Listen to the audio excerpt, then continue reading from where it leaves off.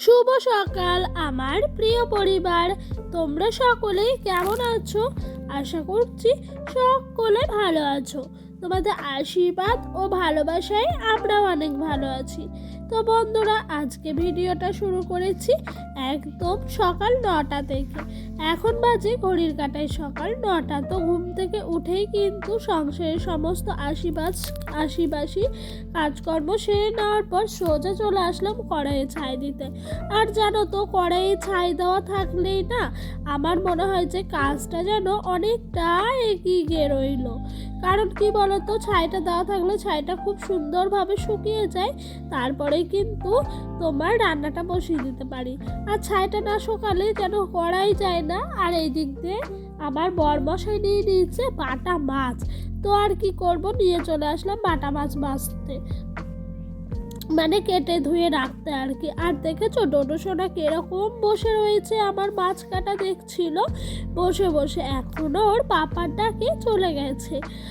আর জানো তো বন্ধুরা, এই শীতের সকালে না আমি হাতে মাত্র 30 মিনিট নিয়ে সংসারের প্রত্যেকটা কাজ শেষ করেছি। যেমন ধরো, ওইদিকে কড়াইয়ে ছাই দেওয়া, তারপর মাছ বাছা, বাসন মাজা, এইগুলো না করেছি পুরো 30 মিনিটের মধ্যে। আর জানো তো, এই শীতের দিনে ছটপট করে কাজ করতেই না অনেক ভালো লাগে। মনে হয় যে চুপচাপ আস্তে ধীরে কাজ করলে যেন কাজ এগোয় না।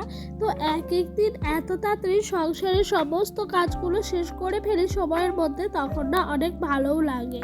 আর বাটা মাছগুলো এতটাই ছোট যে ধরাই যাচ্ছিল না জানো।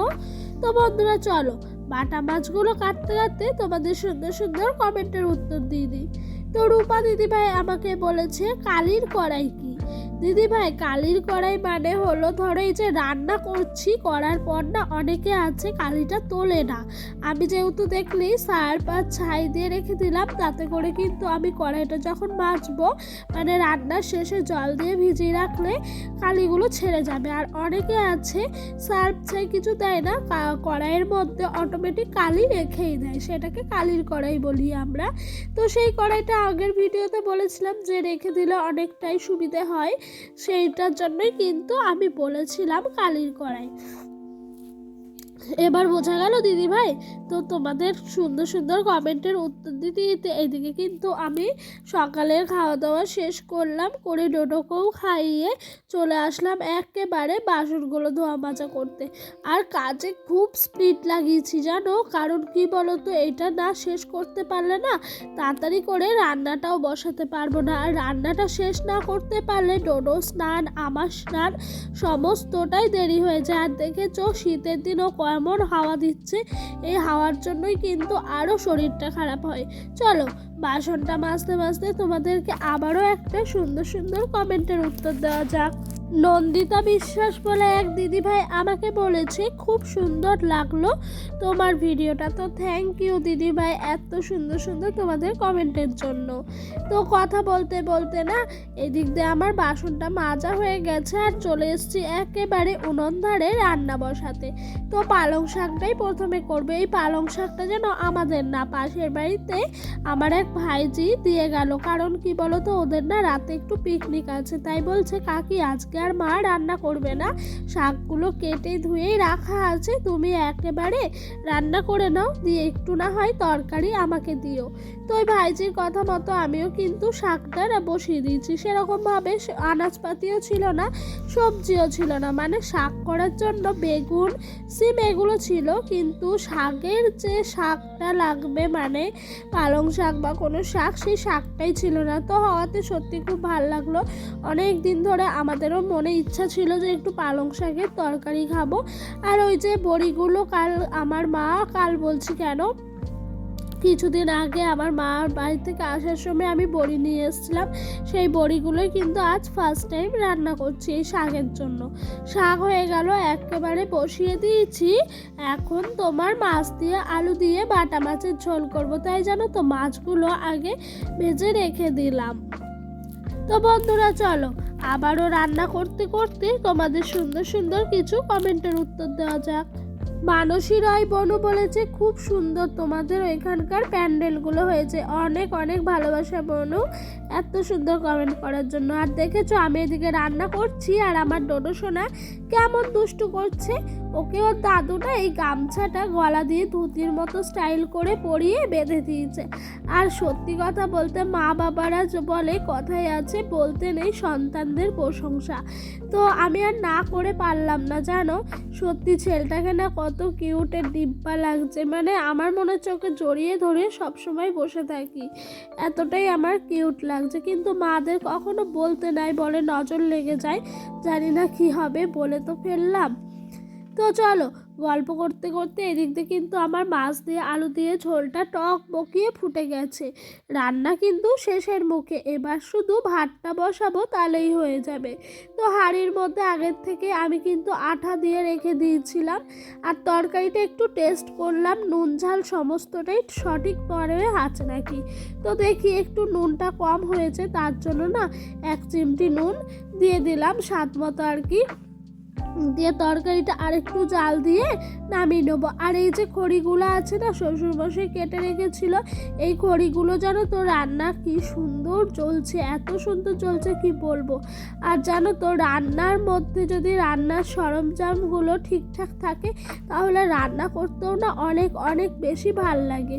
তো চলো গল্প করতে করতে এদিক দিয়ে কিন্তু আমার তরকারিটা হয়ে গেল। এবার কড়াইটা উল্টিয়ে রাখলাম, তারপরে কিন্তু একেবারে তোমার হাঁড়িটা বসিয়ে দিয়ে চলে যাব কড়াইটা মাজতে। আর কাঠের রান্না তো কাঠ ঢুকিয়ে রেখে দিলে রান্না করতে আর অত বসে না থাকলেও চলে, মানে ভাতটা করার সময় কটা কাঠ ঢুকিয়ে দিয়ে যাব, দিয়ে কিন্তু ওই দিককার বাদ বাকি কাজগুলো সেরে নেবো। আবারও এসে হাঁড়িতে চাল দিয়ে কটা কাঠ ঢুকিয়ে রান্নাটা করে নেবো। তো এই যে গল্প করতে করতে ওই দিক দিয়ে আমার রান্না বান্না শেষ, এদিক দিয়ে খেতে বসে পড়েছি। আর পালং শাকটা আমার বরবসাই বলছে খুব ভালো হয়েছে আজকে খেতে, অনেক দিন পর খেলাম অবশ্য, তার জন্য আরও ভালো লাগছে। খাওয়া দাওয়া শেষ, একটু রেস্ট নিয়ে ডোডোর পাপা কিন্তু কাজে গেছিলো, এসে পড়েছে, এখন বাজে 8:30 মতো। টোটো ঘুমিয়ে গেছে, ওই দেখো ওকে মশারি টাঙিয়ে শুয়ে দিয়েছি আর আমরা দুজন মিলে একটু গল্প করছি। আর ওকে আমি বলছি তুমি অনেক দিন হলো আমার ভিডিওতে আসো না, একটু আসো প্লিজ, ও আসতেই চায় না, জোর জবরদস্তি করে আনতে হয়।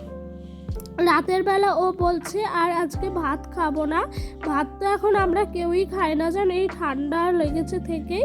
তো বলছে চানাচুর নিয়ে আসলাম, একটু ভালো করে মুড়ি মাখো। ওর কথা মতোই কিন্তু এদিকে চলে এসেছি, পেঁয়াজ লঙ্কা আম তেল লবণ চানাচুর দিয়ে মুড়ি মাখতে। আর এই রাতের মুড়ি মাখাটা আমরা দুজন মিলে বসে বসে বেশ গল্প করতে করতে, সারাদিনকার দুঃখ সুখের গল্প করতে করতে শেষ করে দিই খাওয়াটা। আর সত্যি কথা বলতে এইরকমভাবে মুড়ি মেখে রাতে খেতে না আমাদের দুজনেরই খুব ভাল লাগে, এতটাই ভাল লাগে কি বলবো। আমাদের মনের মধ্যে যত কথা থাকে সারাদিন হয়তো সময়ের অভাবে কাজের চাপে বলে হয়ে ওঠে না, কিন্তু এই রাত আসে, রাতের সময় যেন দুজন দুজনকে প্রত্যেকটা কথা না বললে আমাদের মন একটু ভাল লাগে না। আর এরকমভাবে আমি চাই প্রত্যেকটা সংসারে প্রত্যেকটা স্বামী স্ত্রী মিলেমিশে থাকুক। অনেক কথাই হলো, কথা বলতে বলতে আমার না এদিক দিয়ে পেঁয়াজ আর লঙ্কাটা কাটা হয়ে গেছে। আর বন্ধুরা তোমরা যারা যারা আমার ভিডিওটা এখনও অবধি দেখলে তোমাদের সবার কাছে একটা ছোট্ট রিকোয়েস্ট, কে কোথায় থেকে আমার ভিডিওটা দেখছো সেটা যেন অবশ্যই কমেন্ট বক্সে এসে কমেন্ট করে বলো। আর আমার ভিডিওটা তোমাদের যদি ভালো লেগে থাকে অবশ্যই একটা লাইক আর একটা কমেন্ট করো। এই দিক দিয়ে দেখেছো একটুখানি চানাচুর বাঁচিয়ে রাখলাম, কারণ কি বলো তো ছেলেটা খেতে অনেক ভালোবাসে, কাল সকাল হলে ওকে একটু বাটিতে দিয়ে শুধু শুধুই বলবো খা। তো বন্ধুরা আমার ভিডিওটা তোমাদের যদি আরও ভালো লেগে থাকে আমার চ্যানেলটি কিন্তু অবশ্যই সাবস্ক্রাইব করে পাশে থাকা বেল নোটিফিকেশানটা অন করে দিও। সবাই ভালো থেকো, সুস্থ